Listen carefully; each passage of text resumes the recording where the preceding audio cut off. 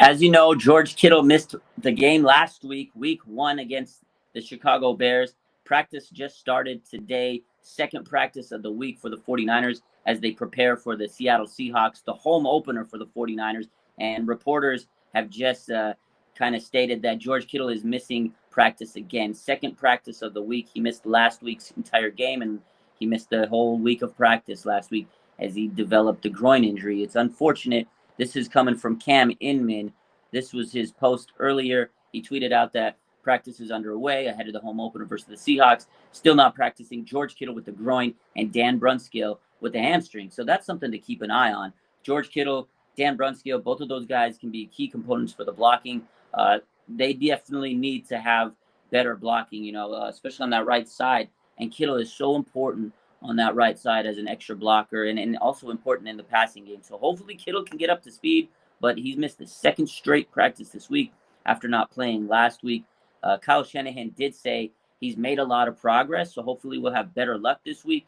But making progress just means to me that he's still not 100%. He's still kind of needing a little bit more time, and it doesn't seem like just me reading between the tea leaves that he's going to play this week. Although Kittle's the type of guy that can play without practice. He's a tough-ass guy. He could go out there and muster it up and probably play. But do you want him to take that risk early in the season? He's a tough physical player, and he does block. He does go out there, and he plays very violent. Playing on a groin injury could lead to a bigger injury. We don't know exactly the magnitude of the groin injury. Is it a strain? Is it a more of a hernia type issue? So really depends. These types of issues, these injuries, these groin injuries, they could be a couple weeks. It's painful, especially for a guy like George Kittle, who plays very explosive as a tight end. He likes to hit his routes very violent and just be explosive on his breaks.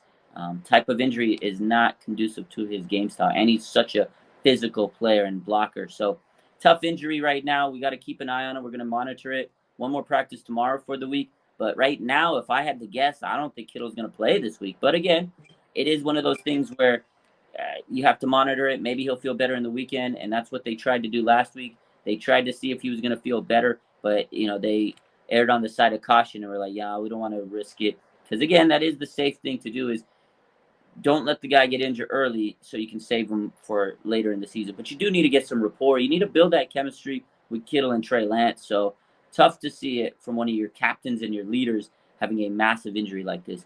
Again, we'll keep an eye on it. George Kittle misses his second straight practice of the week after missing the entire week last week with the groin injury. We'll keep an eye on it. Definitely something that you don't want out of one of your best players on the team. And Dan Brunskill also dealing with the hamstring issue. Kyle Shanahan did say that he had a little bit of a setback.